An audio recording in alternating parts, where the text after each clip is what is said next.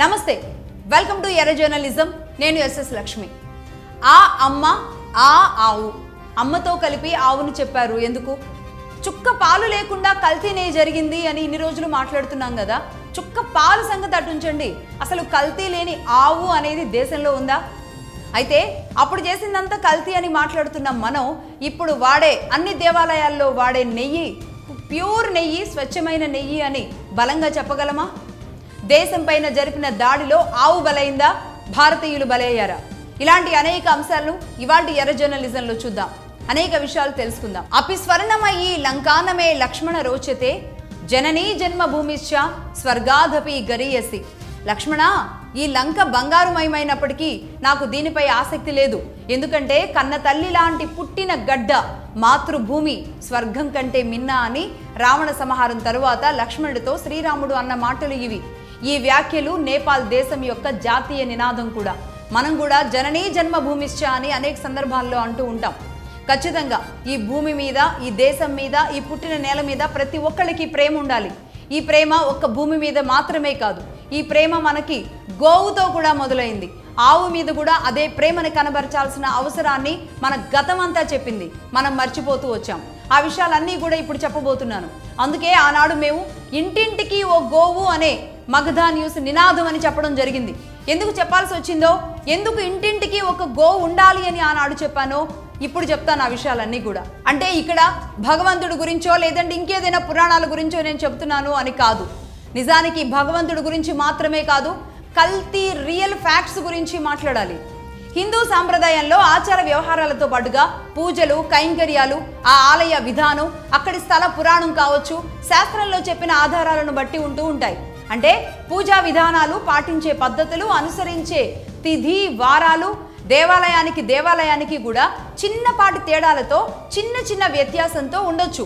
కానీ భగవంతుడికి ప్రసాదించే పాలు, నెయ్యి లాంటి పదార్థాలు మాత్రం ఏ దేవాలయంలో అయినా సరే అత్యంత పవిత్రంగా చేయవలసిన అవసరం ఉంటుంది అని చెబుతూ ఉంటారు. అది అన్ని దేవాలయాల్లో కూడా అందరూ పాటించే ఒక ప్రాథమిక సూత్రంగా వస్తూ వచ్చింది. అయితే ఒక్క నెయ్యి విషయంలో మాత్రమే ఒక పద్ధతి ప్రకారంగా దేవీ దేవతలకు నెయ్యి, పాలు నివేదిస్తూ ఉంటారు. ఎన్నో వేల సంవత్సరాల క్రితం నుంచే దేవీ దేవతలకు స్వచ్ఛమైన నెయ్యిని మాత్రమే సమర్పిస్తూ వచ్చారు. ఎందుకంటే భరత భూమి పైన స్వచ్ఛమైనది, శ్రేష్టమైనది ఏమైనా ఉంది అంటే గనక అది మనం భావించేది పాలు, నెయ్యి. ఈ మధ్య దేవాలయాల్లో ముఖ్యంగా తిరుమల స్వామికి అపచారపు నెయ్యిపై వచ్చిన ఆరోపణల నేపథ్యంలో ఒక మీడియా సెక్షన్ అంతా కూడా ఒక్కడుగు కాదు 4 అడుగులు ముందుకేసి నెయ్యి లేదు, వెన్న లేదు, మీగడ లేదు, పాల చుక్క కూడా లేదు అని అంటూ ఉన్న నేపథ్యంలో ఆ లడ్డు ఏడుస్తున్నట్టు లేదంటే ఒకళామాత కన్నీరు పెట్టుకుంటున్నట్టు చేసిన దాన్ని మేము ఖండించడం జరిగింది. అలాగే కొన్ని రియల్ ఫ్యాక్ట్స్ని, నిజాలని మనం వదిలేస్తున్నాం. ఆ నిజాల గురించి కూడా మాట్లాడాల్సిన అవసరం ఉంది. ఎస్, పాల చుక్క లేదు అంటున్నారు. ఎగ్జాక్ట్లీ ఇది రైట్. పాల చుక్క కూడా లేకుండా తయారు చేస్తున్నారు. పాలే లేవు. నాకు ఇప్పుడు ఒక డౌట్, అసలు ఆవైనా ఉందా అని. అంటే ఏ ఆవు ఉంది అని. ఆవులు అంటే అన్ని ఆవులు కాదు, కొన్ని ఆవులు మాత్రమే అవి ఆవులుగా, ఆ ఆవు నెయ్యి మాత్రమే తయారు చేయాలి అనే ఒక విధానం ఉంటుంది. దాని గురించి మనం తెలుసుకోవాలి.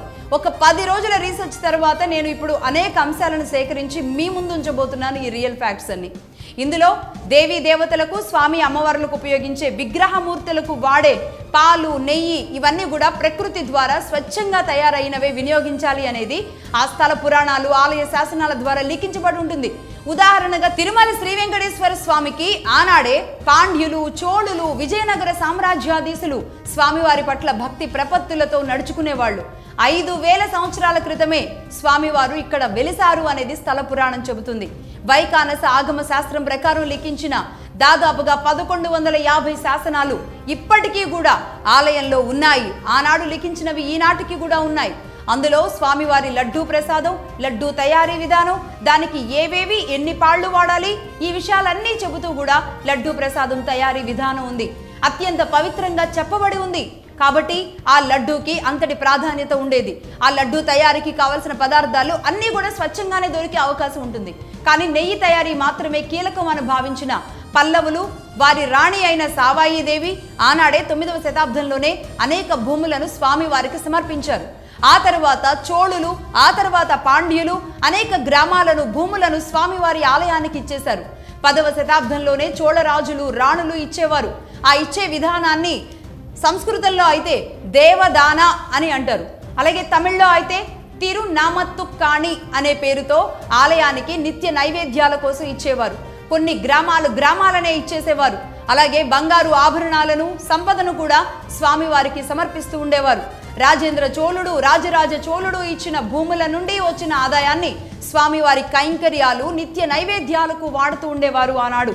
అప్పటి నుంచి ఇప్పటి వరకు దేశవ్యాప్తంగా దాదాపుగా 7,600 ఎకరాల భూమి స్వామివారి పేరు మీద ఉంది.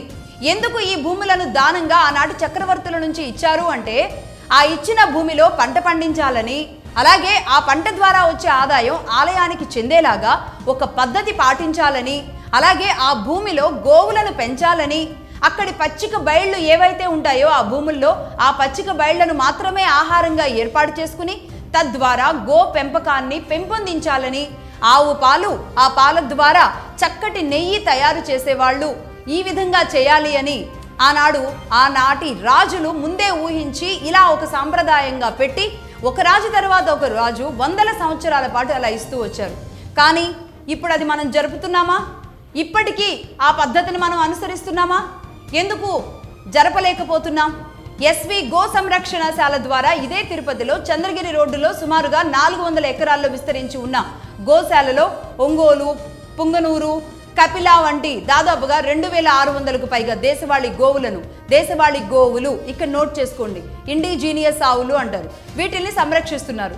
గో ఆధారిత నైవేద్యం కూడా తయారు చేసి స్వామివారికి పెడుతున్నారు.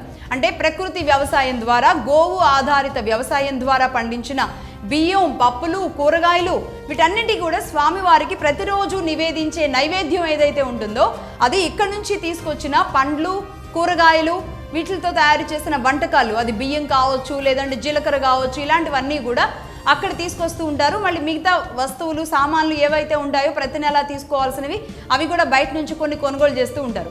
సో ఇక్కడి వరకు టీటీడీ నిజానికి చాలా చక్కగానే నిర్వహిస్తుంది అని చెప్పాలి. అయితే ఈ అపచార నెయ్యికి, అంటే ఇక్కడ ఒక విషయం చెప్పాలి, చక్కగా నిర్వహిస్తూ వస్తుంది అంటే ఇప్పుడున్న కూటమి ప్రభుత్వంలో ఉన్న టీటీడీయో లేదంటే గతంలో టీడీపీ అధికారంలో ఉన్నప్పుడు టీటీడీయో కాదు. ప్రతి టీటీడీ విభాగంలో, అంటే ఏ పార్టీ అధికారంలో ఉన్నది, వైసీపీ కావచ్చు, కాంగ్రెస్ కావచ్చు, ఎవరు అధికారంలో ఉన్నా ఈ సాంప్రదాయం ఏదైతే ఉందో, ఈ 400 ఎకరాల్లో జరుగుతున్న గో సంరక్షణశాల ఏదైతే ఉందో ఇక్కడ నుంచి అందేది టీటీడీకి వస్తుంది. చాలామంది క్యూ లైన్లో ఉన్న పిల్లలకి పాలు రూపంలో ఇస్తున్నారు. ఆ కార్యక్రమాలు యథావిధిగానే అక్కడి నుంచి వచ్చే ఆహారాన్ని ఆ విధంగానే నిర్వహిస్తున్నారు. అందరూ కూడా ఏ పార్టీ అధికారంలో ఉన్నప్పుడు కూడా అది మాత్రం చాలా సక్రమంగా జరుగుతుంది. దీన్ని ఒప్పుకోవాలి అందరూ కూడా, రైట్? ఇది ఇలా ఉంది. ఇక ఈ అపచార నెయ్యి ఏదైతే ఉందో దీనికి సంబంధించి మన టీటీడీ పెట్టే ఖర్చు ఎంతో మనం తెలుసుకోవాల్సిన అవసరం ఉంది. అంటే భక్తులు సమర్పించిన కానుకలతో మనం ఎలాంటి పదార్థాన్ని కొనుక్కుంటున్నాం, స్వామివారికి ఎలాంటి పదార్థాన్ని పెడుతున్నాం, స్వామివారి ద్వారా మనందరికీ అందే ఈ ప్రసాదాన్ని మనం ఎలా తింటున్నాం అన్న విషయం తెలియాల్సిన అవసరం ఉంది. అంటే అది ఆనాటి బోలేబాబా డైరీ కావచ్చు, ఆ తర్వాత ఏఆర్ డైరీ అది కావచ్చు, ఆఖరికి నందిని డైరీ కూడా కావచ్చు.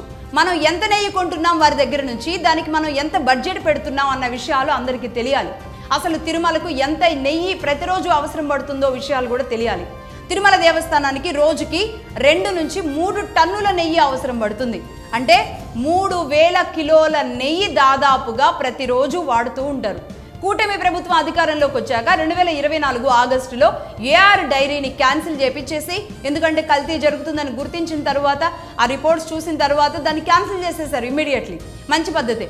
ఆ తర్వాత కేఎండి కర్ణాటక మిల్క్ డైరీ వాళ్ళ, అంటే కర్ణాటక ప్రభుత్వం మిల్క్ డైరీ ఏదైతే ఉందో వాళ్ళ ఆధ్వర్యంలో నడిచే నందిని డైరీకి కాంట్రాక్ట్ ఇవ్వడం జరిగింది.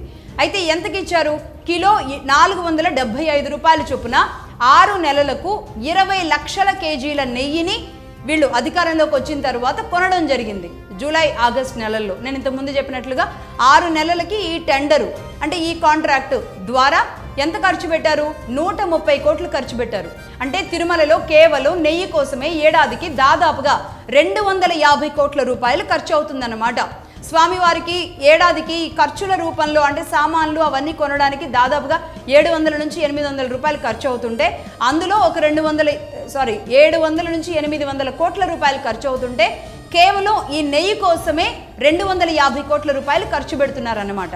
ఇక ఇక్కడ ఇంకొక కఠిన విషయం కూడా చెప్తాను మీకు. ఇప్పుడు కొంటున్న నందిని నెయ్యి ప్యూర్ అని మనం అనుకోవచ్చా? ఆ విషయం ఎవరు చెప్పాలి? అసలు ప్యూర్ అంటే ఏంటి?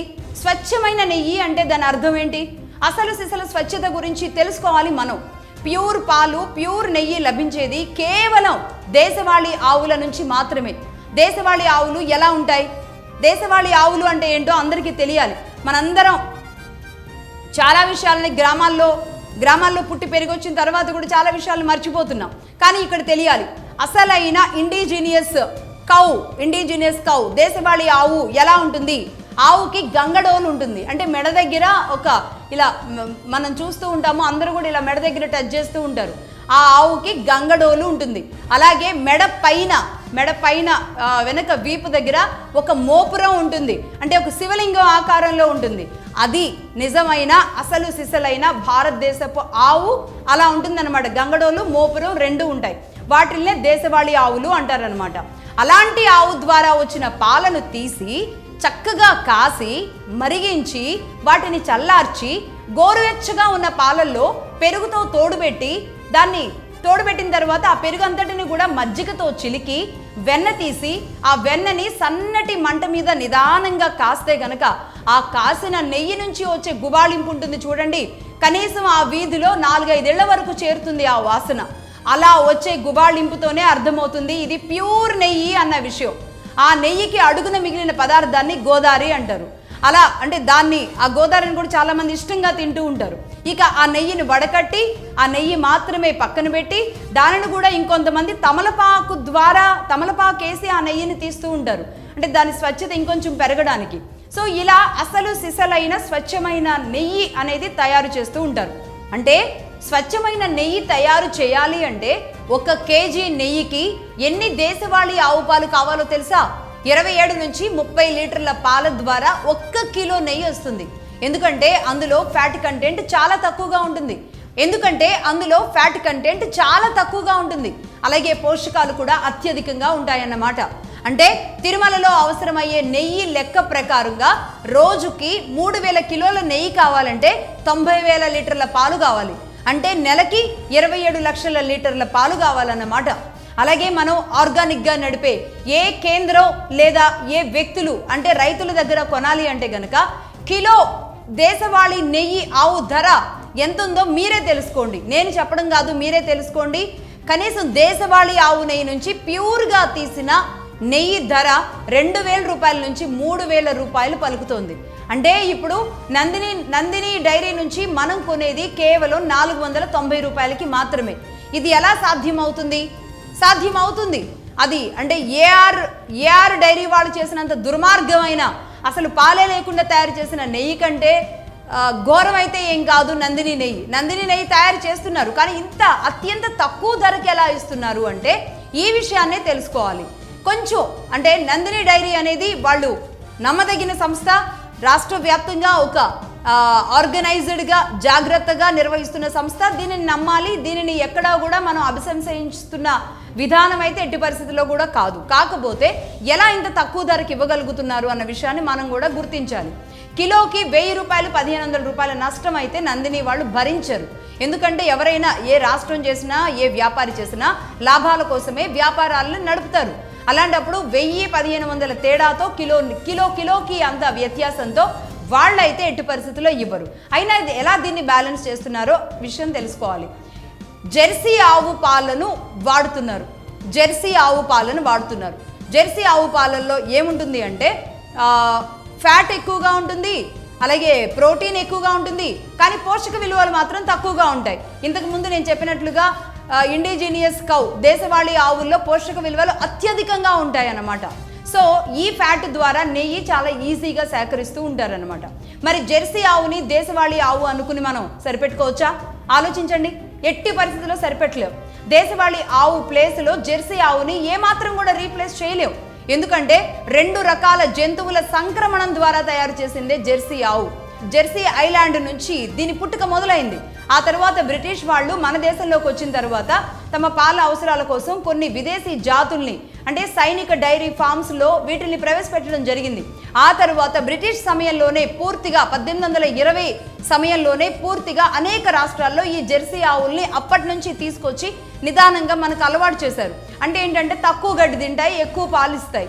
ఇదే ఫార్ములా, తక్కువ గడ్డి ఎక్కువ పాలు. దాంతో జెర్సీ ఆవు వైపు అందరూ మొగ్గు చూపారు. ప్రయోగాత్మకంగా మొట్టమొదటిగా బెంగళూరులోని national dairy research institute NDRI, మనం చెప్పుకుంటున్నాం కదా NDRI రిపోర్ట్ అని, సో వాళ్ళ ద్వారా దీనిని దేశవ్యాప్తంగా పెంచారనమాట.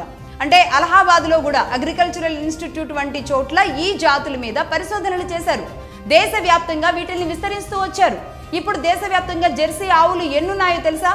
దేశవాళీ ఆవులు ఎన్నున్నాయో తెలుసా?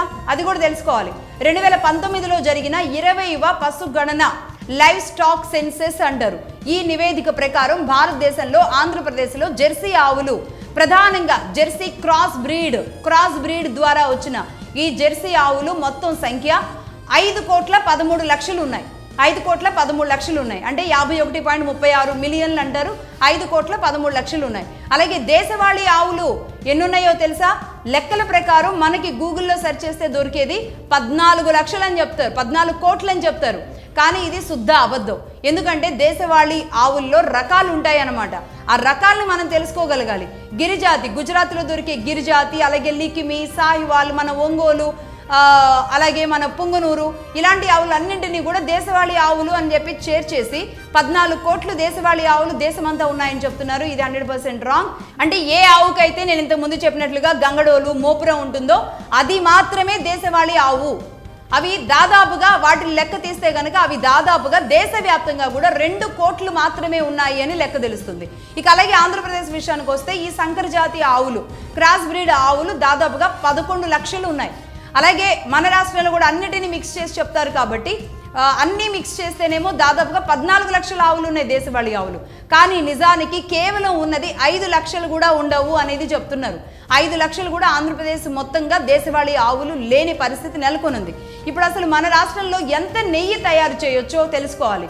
అంటే ఏపీలో ఉన్న అన్ని ప్రభుత్వ, ప్రైవేటు సహకార సంఘాలు ఉంటాయి కదా, పాలు సేకరణ సహకార సంఘాలు, వీటి ద్వారా కానివ్వండి, లేదంటే ఇవి సేకరించే కొన్ని పెద్ద పెద్ద కంపెనీలు, దొడ్లా కానీ, విశాఖ కానీ, విజయ కానీ, హెరిటేజ్ కానీ, ఇలాంటి డైరీలు ఏవైతే ఉంటాయో ఈ డైరీల ద్వారా గేదెల పాలుని మనం రోజుకి అన్ని డైరీల ద్వారా 48 లక్షల లీటర్లను సేకరిస్తూ ఉన్నామన్నమాట.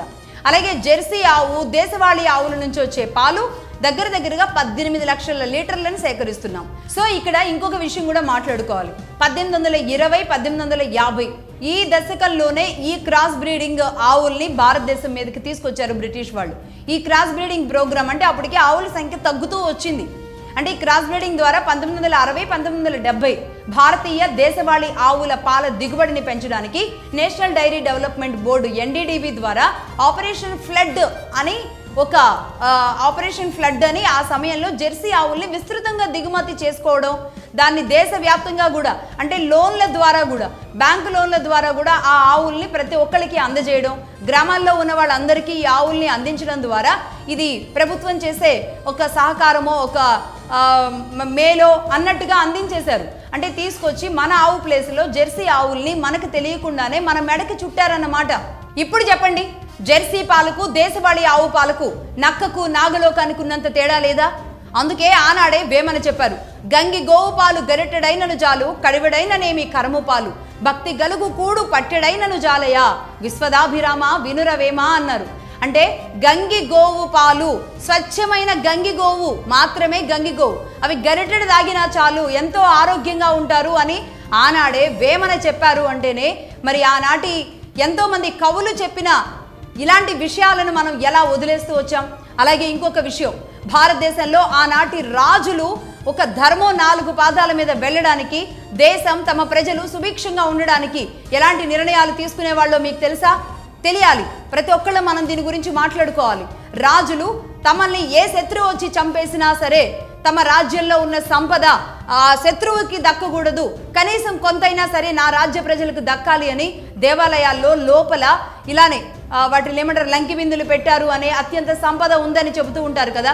ఆ సంపదని దాచిపెట్టి అక్కడ భయంకరమైన కాలకూట విష నాగులను రక్షణగా పెడుతూ ఉండేవాళ్ళు. ఆ సంపద ఏదో ఒక రోజు తమ ప్రజలకే దక్కాలి అని భావిస్తూ అలా దేవాలయాల నిర్మాణం చాలా చోట్ల జరుపుతూ ఉండేవాళ్ళు. అలాగే దేవాలయాలకి నిత్య పూజలు జరుపుతూ ఉండేవాళ్ళు. దేవాలయాల్లో దీపం ద్వారా, నిత్య పూజల ద్వారా, అక్కడున్న సద్బ్రాహ్మణుల వేద పఠనం ద్వారా దేశం మొత్తం సుభిక్షంగా ఉండగలుగుతుంది అని రాజులు ఏం చేసినా దేవాలయాల నుంచే చేసుకుంటూ వచ్చారు. అలాగే ప్రజలంతా బాగుంటారు కాబట్టి అక్కడ కొన్ని దానాలు జరుగుతూ ఉండేవి. అంటే దేవాలయాలకి సంపద దానం, దేవాలయాలకి భూదానం, దేవాలయాలకి గోదానం, అక్కడున్న బ్రాహ్మణులకి కొన్ని గ్రామాల దానం. ఈ విధంగా రాజులు ఈ సంపదని కాపాడుకుంటూ వచ్చారు. అప్పుడే ధర్మం 4 పాదాల పైన నడుస్తుంది అని వాళ్ళు నమ్మేవాళ్ళు. దేశం అంటే భూమి పైన ఉన్న మనుషులు మనంతా. అలా దేవాలయాలకి రాజ్యం సుభిక్షంగా ఉండడానికి ఈ రెండిటికి కూడా ఒక లింక్ ఉండేది. కానీ మనం ఏం చేస్తున్నాం ఈరోజు? ఇదే దేవాలయాల్లో మన విషపు ఆహారం తింటున్నాం. ఇదే దేవాలయాల్లో ఒక పద్ధతి, ఒక సాంప్రదాయం వీటన్నింటినీ అనుసరిస్తూ ఉండడం ద్వారా, అక్కడ గోవులు కూడా ఉండడం ద్వారా, అంటే అక్కడి ఆహారం, అక్కడి పద్ధతులు, అక్కడి సాంప్రదాయం, అక్కడి వేదం ఇవన్నీ కూడా దేవాలయాల్లో ఏం జరుగుతుందో రాజ్యంలో కూడా అదే జరుగుతుంది. అంతేగాని రాజ్యంలో జరిగేది దేవాలయాల్లో కాదు. కాబట్టి దేవాలయాలు అనేవి ప్రశస్తమైనవి. మనిషి బతుకు జీవన విధానానికి ప్రతీకలే దేవాలయాలు. అదే దేవాలయాల్లో మనం విషం కలిపి పెడుతున్నాము అంటే గనక ఇక రాజ్యం ఎలా ఉంది, ప్రజలు ఎలా ఉన్నారు, ఎలాంటి అనారోగ్యంతో ఉన్నారో ఇట్టే చెప్పేలేమా? దేవాలయాలని ఆ మధ్య వచ్చిన తురుక్స్ ఏం చేశారు? మన దేవాలయాలను బద్దలు కొట్టారు. మన సంపదని దోచుకుపోవడానికి, మన నమ్మకాన్ని కూడా దెబ్బతీయడానికి కొట్టిన దెబ్బే దేవాలయాల మీద దాడి ఆనాడు. ఇంకొకరు వచ్చారు, మన పురోహిత జ్ఞానాన్ని ప్రశ్నిస్తూ వేదం పలికే నోటికి తాళం వేస్తూ వచ్చారు. వేదం ప్రతిధ్వనించినప్పుడు ఆ సౌండ్ సిస్టమ్ ద్వారా గెలాక్సీలో మన గ్రహాలు సక్రమంగా తమ ఆర్బిటేషన్లో అవి ఉంటాయి అని, అలాగే మనిషి మెదడు యాక్టివ్ అవుతుందని చెబుతూ వచ్చారు. అలాగే గాయత్రి మంత్రం 24 బీజాక్షరాలు మనిషిలోని 24 గ్రంథుల పైన పనిచేస్తూ ఉంటాయి అని స్వయంగా NASA American scientist doctor Howard Steingeril చెప్పారు. మన గాయత్రి మంత్రం పైన ఆ ధ్వని వల్ల కొన్ని రోగాలు కూడా ఎలా నయం కాగలవో కూడా ఆయన చెప్పారు. అప్పుడు నిజానికి ప్రపంచమే ఆశ్చర్యపోయింది. ఎక్కడో ఉన్న నాసా సైంటిస్టు గుర్తించారు, కానీ ఇక్కడ ఇదే దేశంలో పుట్టిన మన వేదాలని, మన మంత్రాలని మనం మర్చిపోతున్నాం. అలాగే దేవాలయాల ప్రాశస్త్యాన్ని కూడా మర్చిపోతున్నాం. అదేదో టూర్ లాగా వెళుతున్నాం తప్ప అక్కడ మనం ఎందుకు వెళుతున్నాం, దేనికోసం వెళుతున్నాం, ఆ స్థలం యొక్క పవర్ ఏంటి, అక్కడ పెట్టే ఆహారం పవర్ ఏంటి, ప్రసాదం ఇంతే ఎందుకు ఇస్తారు, ప్రసాదం ఇంతెందుకు మనం తినాల్సిన అవసరం ఉండదు, ప్రసాదం విశిష్టత ఏంటి, ఎలాంటిది కలిసి ఉంటుంది, అలాంటిది ఆహారంగా మనం ఎలా పాటించాలి అన్న ఇలాంటి ధర్మాలన్నింటినీ కూడా మనం మర్చిపోతూ వచ్చాం. అలాగే మన మీద, మన ధర్మం మీద, సనాతనం మీద కొట్టడం అంటే మన జీవన విధానాన్ని కొట్టడమే. మన జీవన విధానాన్ని కొడుతూ వచ్చారు ఆనాడు వాళ్ళైనా, ఆ తర్వాత వచ్చిన ఇంకొకరైనా సరే. పదే వాళ్ళ పేర్లు మాట్లాడడం కూడా ఇష్టం లేకుండా ఉంది. నిజానికి అసలు సైన్స్ అంటే ఏంటో తెలుసా? సైన్స్ అంటేనే సనాతనం, సనాతనం అంటేనే సైన్స్. అలా ఒకరి తర్వాత ఒకరు వచ్చి మన అలవాట్ల మీద దెబ్బ కొట్టారు, మన సాంప్రదాయాల మీద దెబ్బ కొట్టారు, మన ఆవును కూడా దెబ్బ కొట్టారు. ఇంత ఆరోగ్యమైన ఆ ఆవు పాలు తాగే భారతీయులు ఇంత తెలివిగా దృఢంగా ఉన్నారు కాబట్టి ఆ ఆవుని కామధేనువు అనుకుంటున్నారు. ఆ ఆవును కోరితే ఏమైనా ఇవ్వగలదు అని అనుకున్నారు కాబట్టి, ఏదైనా ఇవ్వగలిగింది ఆవు అయినప్పుడు ఆవుతోనే వీళ్ళు జీవనం చేసుకున్నారు కాబట్టి అని ఆ ఆవు మీద కన్నేసిన వాళ్ళు ఆవు పాలు తాగే కంటే ఆ ఆవునే కోసుకు తింటే పోలా అనుకుని అప్పటి నుంచి హిందువులు ఎంత మొత్తుకున్నా, హిందువులు ఎంత వేడుకున్నా ఆ ఆవునే తింటూ ఉన్నారు. ఈనాటికి కూడా అది జరుగుతుంది. మనల్ని కాపాడడానికి భూమిపైన మన కళ్ళ ముందు తిరిగే మన తల్లి లాంటి ఆవుని, మన ప్రత్యక్ష దేవతని ఎవడో ఎక్కడి నుంచో వచ్చి తింటుంటే, అది కూడా దేశవాళీ ఆవుని మాత్రమే లొట్టలేసుకుని తింటుంటే మనం ఏమీ పట్టించుకోకుండా, ఏమీ పట్టకుండా బతికేస్తున్నాం. ఇక్కడి దాకా ఇవన్నీ పట్టించుకోకుండానే వచ్చేసాం.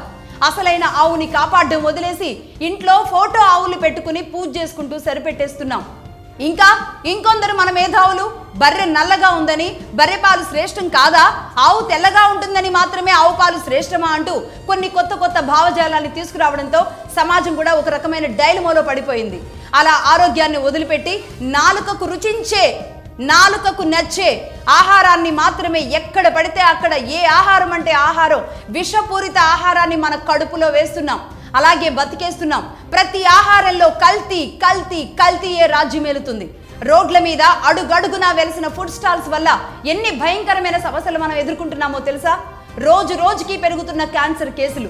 ఒకప్పుడు గడప గడపకు థైరాయిడ్ ఉండడం సహజమే అనుకుంటూ వచ్చాం, దాన్ని సరిపెట్టుకుంటూ వచ్చాం. ఇప్పుడు గడప గడపకి కూడా క్యాన్సర్ గడ్డ ఈ రోజు ప్రతి గడప గడపకి మొదలైంది, ప్రతి ఇంటిని తాకుతుంది. ఈ కల్తీనే క్యాన్సర్ గడ్డల రూపంలో మనిషి లోపల కూర్చొని కుటుంబాలని వెంటాడి చావు వరకు తీసుకువెళ్లేలా కబళిస్తోంది. ఈ కల్తీ ఆహారం వల్లే 8-9 ఏళ్లకే లోకం తెలియని చిట్టి తల్లులు మెచ్యూర్ అయిపోతున్నారు. ఈ హార్మోన్ల సమస్యలతో ఆడపిల్లలకి వయసుతో పాటుగా గడ్డాలు, మీసాలు కూడా పెరుగుతున్నాయి. అనేక మందిలో పెళ్ళయి ఎన్నాళ్ళైనా సరే పిల్లలు పుట్టక అనేక మంది మహిళలు డిప్రెషన్లో పడిపోతున్నారు. ఇక అబ్బాయిల్లో కూడా ఇదే పరిస్థితి. స్పర్మ్ కౌంట్ సరిగ్గా లేక, సరైన వయసులో పెళ్లిళ్ళు కాక, పిల్లలు పుట్టక పూర్తిగా డిప్రెషన్లో పడిపోతున్న మన నేటి బలమైన సమాజంలో ఉన్న యువత, ముఖ్యంగా పురుషులు ఇలా డీలా పడిపోతుంటే ఏంటి భావి భవిష్యత్తు అర్థం కాకుండా మొదలైంది. ఇంకా భయంకరం ఏంటంటే పెరుగుతున్న లింగ మార్పిడులు కూడా ఇక్కడ పెను ప్రమాదంగా మారాయి. అమ్మాయిలు అబ్బాయిలుగా, అబ్బాయిలు అమ్మాయిలుగా మార్చేసుకుంటున్నారు. చాలా ఈజీగా ఆపరేషన్లు చేయించేసుకుంటున్నారు. అలాగే పెరిగిపోతున్న హోమోసెక్స్, ఇది కూడా మన సమాజంలో సైలెంట్గా రాజ్యమేలుతుంది. నిజంగా ఇలాంటివన్నీ మాట్లాడడం ఒక దౌర్భాగ్యం. కల్తీ గురించి మాట్లాడుతున్నాం కాబట్టి ఇవన్నీ చెబుతున్నాను. అటు తిరుమల దేవస్థానం మాత్రమే కాదు, మన రాష్ట్ర వ్యాప్తంగా ఉన్న, తెలంగాణ రాష్ట్ర వ్యాప్తంగా ఉన్న ఏ ఆలయంలో అయినా దేవీ దేవతలకు నిత్యాన్న దానములకు వాడే వస్తువులు అత్యంత విలువైనవి మాత్రమే ఉండాలి. దేవాలయం దేవుడికి, భగవంతుడికి సమర్పించే ఆహారానికి, మనం తినే ఆహారానికి లింక్ అయ్యి ఉంటుంది అనేది ప్రతి ఒక్కరికి అర్థం అవ్వాలి.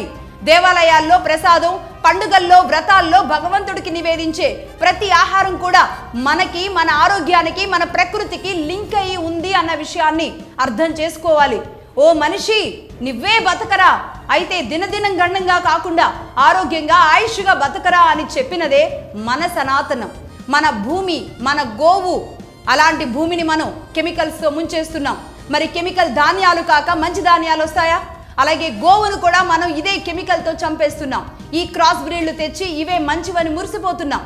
ఇవన్నీ ఆలోచించే ఆనాటి మన రాజులు ఈ విధంగా మన కోసం గోవులని, అలాగే భూమిని, వీటన్నింటినీ కూడా మన కోసం దాచిపెట్టారు. వాటన్నింటినీ కూడా ఎవరో వచ్చి నాశనం చేస్తే ఆ నాశనంలో మనం కూడా బలైపోయి, ఆ బలైపోయిన తరువాత మన ఆచారాలని, మన వ్యవహారాలని వదిలేసి మనం తెలిసినదే, మనం చూస్తున్నదే ఆచారం, వ్యవహారం అనుకుని బతికేస్తున్న మాట వాస్తవం అని ప్రతి ఒక్కళ్ళం, మీరు, నేను అందరం గుర్తించాల్సిన అవసరం ఉంది. అందుకే టీటీడీ వారికి ఒక విన్నపం.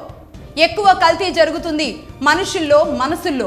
భగవంతుడి మీద నమ్మకం లేని వాళ్ళు ఇంకొంచెం దుర్మార్గానికి తెగబడి ఉండవచ్చేమో కానీ దానికి మీరు చేయవలసింది, తక్షణ చర్యలుగా తీసుకోవాల్సింది అనేక ఉన్నాయి. లడ్డు ఏడుస్తున్నట్టుగా, బకుళామాత ఏడుస్తున్నట్టుగా వీడియోలు కట్టడం కాదు, ప్రజల్లో లేనిపోని చెడుని పెంచడం కాదు. ఈ సమస్యని తుంచండి, మూలాల్లోకి వెళ్ళి ఆలోచించండి, పండితులు ఏం చెబుతున్నారో వినండి. ఇప్పటికీ కూడా మీరు తెస్తున్న స్వామికి సమర్పించే నెయ్యి దేశవాళీ ఆవుది మాత్రమే కాదు, అన్ని ఆవుల కలయికతో తయారైనది. అది కూడా శ్రేయస్కరం కాదు అన్న విషయాన్ని గుర్తించాల్సిన అవసరం ఉంది. స్వామివారికి స్వచ్ఛమైన పాలు, నెయ్యి కోసం ఏ సంస్థ మీదో ఆధారపడకుండా దేశవాళీ ఆవులను, పాలను ఎందుకు టీటీడీ పెంచడం లేదు? స్వామివారికి దాదాపుగా ఇప్పటికే 7,000 పైచిలుకు భూములు ఉన్నాయి.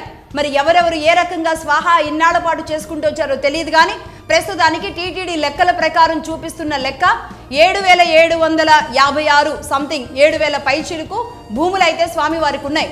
స్వామికి ఇష్టమైన గోవులను పెంచండి, ఎందుకు మనం పెంచడం లేదు?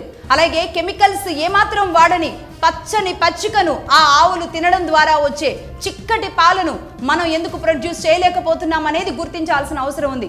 దేవస్థానం ద్వారా ఒక డైరీ కంపెనీని ఏర్పాటు చేసుకుంటే తద్వారా ఒక ఉద్యోగాల కల్పన చేయొచ్చు, ఒక వ్యవస్థ నిర్మాణం జరపొచ్చు.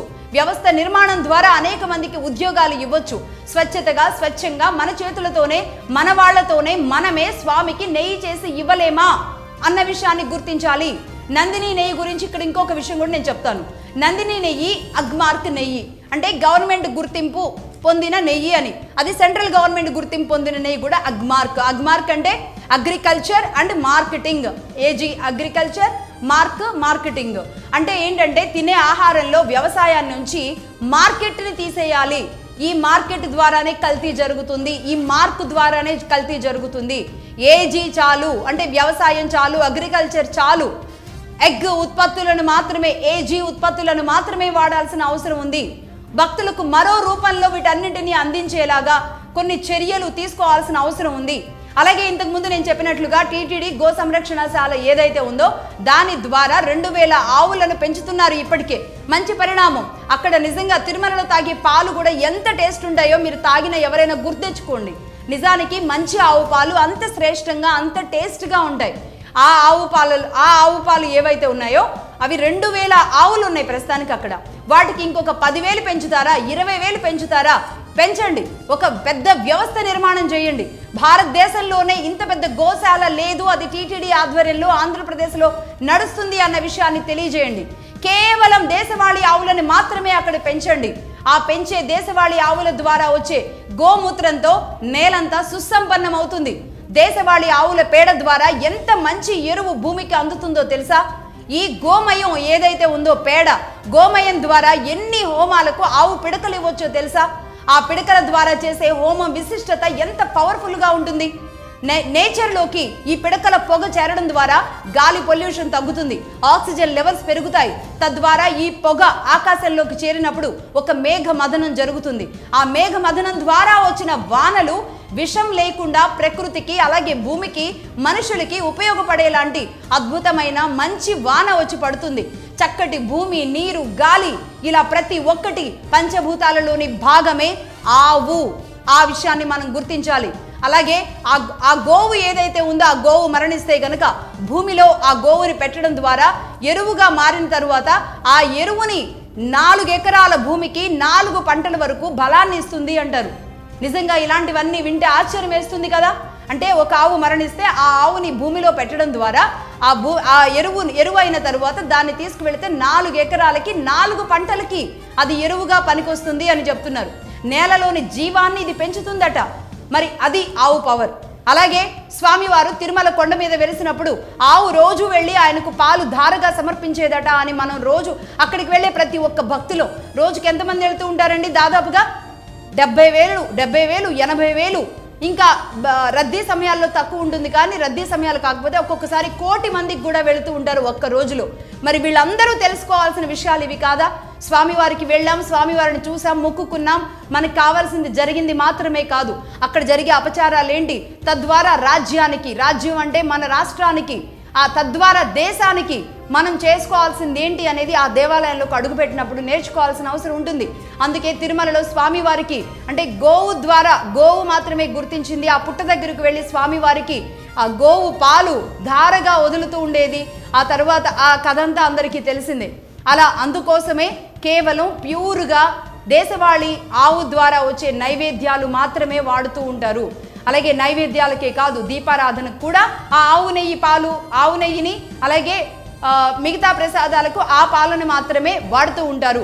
గోదావరి పుట్టిన ప్రాంతం ఏమంటాం? గోముఖం. గంగానది పుట్టిన ప్రాంతం ఏమంటాం? గోముఖం. గోవుని సంరక్షిద్దాం అన్న విషయాన్ని మనం ఆలోచిస్తే దేశంలో భూమిలో మనతో ఎలా సమ్మిళితమై ఉంది గోవు అనే విషయం మనకు అర్థమవుతుంది. ప్రతిరోజు స్వామివారి సేవకులుగా చాలా మంది అనేక ప్రాంతాల నుంచి భక్తులు తిరుమల కొండ మీద 7 రోజుల పాటు సేవల్లో తరిస్తూ ఉంటారు కదా. నిజానికి వాళ్ళని చూస్తే ఆ సేవకి వెళ్ళొచ్చిన వాళ్ళను కూడా స్వామివారిగా భావించి కాళ్ళకి నమస్కారం చేసి వాళ్ళ కాళ్ళు కడిగి ఇంట్లో వాళ్ళు లోపలికి ఆహ్వానిస్తారు. స్వామివారి దగ్గర 7 రోజులు కొండ మీద ఉండి వచ్చారు అని. మరి అలాగే అదే విధంగా ప్రత్యేకంగా ఈ గోసేవకు కూడా పిలుపునివ్వాల్సిన అవసరం ఉంది. టీటీడీ ద్వారా గోసేవకు కూడా పిలుపునివ్వండి. 1000 మంది కదిలి వస్తారు. ముఖ్యంగా ఈనాటి జనరేషన్ని భాగస్వామ్యం చేయండి. కాలేజీలో ఉన్న పిల్లల్ని ఏడాదికి కొన్ని రోజులు ఇంటర్న్షిప్ లాగా ఆవు అవసరం తెలిసేలాగా చేయండి. ఆవు పెంపకం ఏంటి, ఆవు ఆంతర్యం ఏంటి, ఆవుతో సేద్యం, ఆవు స్వచ్ఛత ఎలా ఉంటుంది, కల్తీ ఏది, అసలైనది ఏది, ఇవన్నీ కూడా ఈనాటి యువత తెలుసుకుంటారు. వాళ్ళకి అర్థమయ్యేలాగా చెప్పే ఒక ఈకో సిస్టమ్ని సెట్ చేసిన వాళ్ళు అవుతారు టీటీడీ వాళ్ళు. గోవు అంటే ఒక సాంప్రదాయం కాదు, గోవు అంటే ఒక సైన్స్ అని వాళ్ళు అర్థం చేసుకునేలాగా మీరు ఒక సిస్టమ్ తయారు చేసి వాళ్ళకి చూపించండి. గోశాలలో ఈ జనరేషన్తో పని చేపించేలాంటి ఒక కొత్త విధానాన్ని తీసుకురండి. ఒకవేళ ఇది కాదు, ఇది సరిపోదు అని మీరు భావిస్తే గనక స్వామివారి భక్తుల నుంచి రాష్ట్ర వ్యాప్తంగా నెయ్యి సేకరించేలాంటి ఇంకొక ఆల్టర్నేట్ కార్యక్రమం ఏమైనా ఉంటుందా తీసుకోండి. గోవిందుడు అందరివాడు అని ఆయన్ని గ్రామ గ్రామానికి తీసుకొచ్చి గోవిందుడి కళ్యాణం నిర్వహిస్తున్న మనం స్వామివారి కోసం వాడే నెయ్యిని గ్రామ గ్రామాల నుంచి ప్రొక్యూర్ చేసుకునేలాంటి ఒక కొత్త విధానాన్ని తీసుకురండి.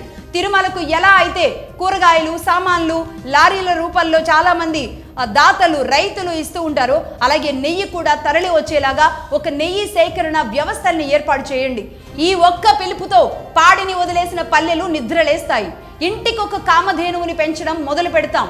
ఏపీ తెలంగాణ నుంచి నేను సైతం అంటూ గ్రామాలే కదిలొస్తాయి. గ్రామాల్లో సహకార సంఘాల ద్వారా స్వామివారి డబ్బా ఒకటి ప్రతి శనివారం ఆ గ్రామానికి వెళ్లేలా ఏర్పాటు చేయండి.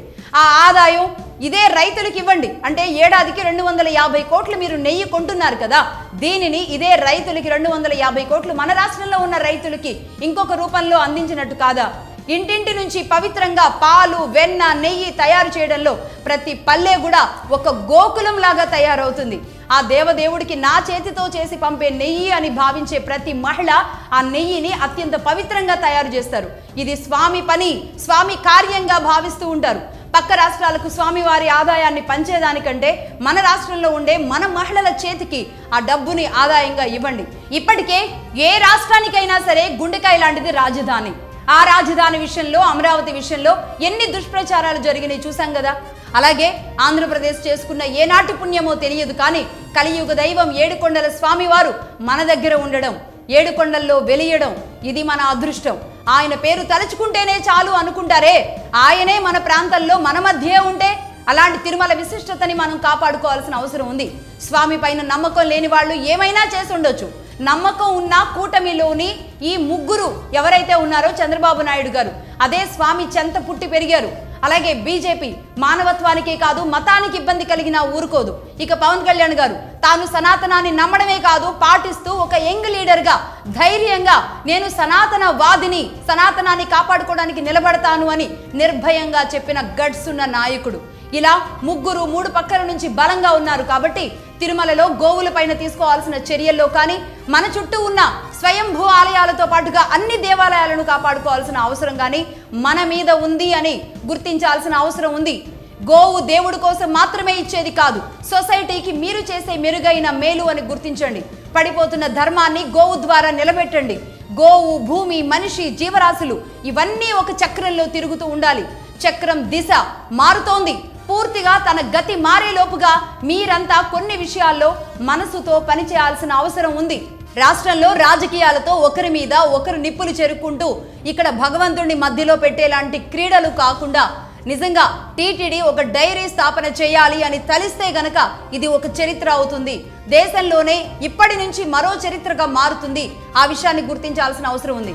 అలాగే బీజేవై పార్టీ నాయకుడు, బీజేవై పార్టీ అధినేత బోడే రామచంద్ర యాదవ్ ఆయన ఒక పిలుపునిచ్చారు. తన సొంత మామిడి తోట 22 ఎకరాలు అలాగే 1000 ఆవుల్ని స్వయంగా నేనే కొని నేనే భూమిని ఇస్తాను, టీటీడీ డైరీ నిర్వహించండి అని ఆయన పిలుపునిచ్చారు.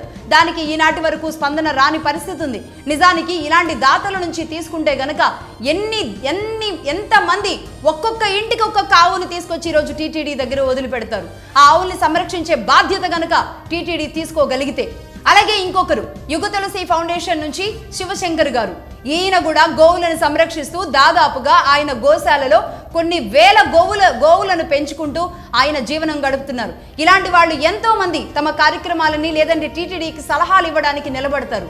అలాగే శ్రీ శంకర విద్యాభారతి గో సంరక్షణ చారిటబుల్ ట్రస్ట్ కుప్పా శ్రీనివాస్ ప్రసాద్ స్వామీజీ ఆయన తన జీవితాన్ని మొత్తాన్ని కూడా పణంగా పెట్టేసి గో సంరక్షణ జరగాలి, భారతదేశంలో మళ్ళీ కూడా దేశవాళీ ఆవులు మాత్రమే ఉండాలి, తద్వారానే ఈ భూమి బాగుపడుతుంది. మనం ఈరోజు విషం నాటుతున్నాం, మొక్కల్లో విషం పెడుతున్నాం. యద్భావం తద్భవతి. నువ్వు ఏ విషం పెడుతున్నావో మొక్కకి ఆ విషమే నీకిస్తుంది ఆ మొక్క. ఆ విషం తిని నువ్వు కూడా విషపూరితమే అవుతున్నావు, కానీ మనిషివి కాలేకపోతున్నావు అన్న సత్యాన్ని ప్రబోధిస్తూ ఇలా ఆయన శ్రీనివాస ప్రసాద్ స్వామీజీ తన జీవితాన్నే త్యాగం చేసి ఆయన ఒక ఆశ్రమం ద్వారా అనేక ఉత్పత్తులను, దేశవాళీ గో ఉత్పత్తులను తయారు చేస్తున్నారు. ఇలాంటి వాళ్ళు ఎంతో మంది ఉన్నారు. ఇలాంటి వాళ్ళందరినీ కూడా ఒక వేదిక మీదకి తీసుకొచ్చి ఎన్ని సంరక్షణ కేంద్రాలు చేయొచ్చు. అది జిల్లాల వారీగా చేస్తారా, గ్రామాల వారీగా చేస్తారా, లేదు అంటే శేషాచల అడవుల్లోనే అతి పెద్ద గో సామ్రాజ్యాన్ని నిర్మించాల్సిన అవసరం టీటీడీ మీద ఉంది. నిజంగా మగధ 2 నెలల క్రితమే చెప్పడం జరిగింది, 3 నెలల క్రితమే చెప్పడం జరిగింది. ఇంటింటికో గోవు అని మేము ఆనాడు ఒక నినాదం ఇవ్వడం జరిగింది. ఆ గో సంరక్షణకి, గోవుని నిలబెట్టడం కోసం Magadha news agenda, Magadha news ధర్మం పక్షాన ఉంటుందని ఏదైతే చెబుతున్నామో దానికే మేము కట్టుబడి ఎప్పటికీ ఉంటాం. ఇంటింటికో గోవు అన్న నినాదాన్ని మేము ఇలా కొనసాగిస్తూ ఉంటాం. త్వరలో దీని మీద కొన్ని డిబేట్లు కూడా నిర్వహించడానికి నేను సిద్ధంగా ఉన్నాను. అటు శివకుమార్ గారు కానీ, లేదంటే శ్రీనివాస్ ప్రసాద్ స్వామీజీ కానీ, వీలైతే రామచంద్ర యాదవ్ గారు లాంటి వాళ్ళందరినీ, ఇంకా ఎవరెవరు ఎక్కడెక్కడ గో సంరక్షణ కోసం తెలియకుండా కష్టపడుతూ ఉన్నారో అలాంటి వాళ్ళందరినీ కూడా ఒక వేదిక మీదకి తీసుకొచ్చే ప్రయత్నం మగధ న్యూస్ త్వరలో చేయబోతుంది. ఖచ్చితంగా ఇప్పటి వరకు చెప్పిన గోవు గురించి తెలుసుకోవాల్సిన అవసరం ప్రతి ఒక్క బిడ్డకి తెలియజేయాలి. ప్రతి ఒక్కరూ కూడా గోవు గురించి తెలుసుకోవాలి. కాబట్టి దయచేసి గోవు విషయంలో మానవత్వంతో ఆలోచించాలి, మనసుతో ఆలోచించాలి. ఇంటింటికో గోవు, అది మీరు ఇంట్లో ఉంచి పెంచాలని కాదు, ఎక్కడికైనా సరే ఒక గోవుని మీ ద్వారా ఒక ఖర్చు పెట్టి గోవుని ఇచ్చే ఏర్పాటు చేయండి. ఒక్కసారి వీలైతే ఒక్క 5,000 రూపాయలు ఒక్క గోవుకి పెట్టడానికి మీరు సంసిద్ధమైతే గనక ముఖ్యంగా ముందు మన రాష్ట్రాన్ని, ఆ తర్వాత దేశాన్ని కూడా మనం కాపాడుకోవచ్చు. ఇది గోవు గురించి మనం తెలుసుకోవాల్సిన అనేక విషయాలు. గోవు మీద జరిగిన దాడి గోవు మీద మాత్రం కాదు, మన భారతదేశం మీద, మన సనాతనం మీద, మన మీద ఈరోజు ఇన్ని రోగాలతో కుసించి నశిస్తున్నాము అంటే అది గోవు మీద జరిపిన దాడి అన్న విషయాన్ని కూడా గుర్తించాల్సిన అవసరం ఉంది. ఇది ఇవాళ ఎర్ర జర్నలిజం. చూస్తూనే ఉండండి Magadha news. This is Lakshmi signing off.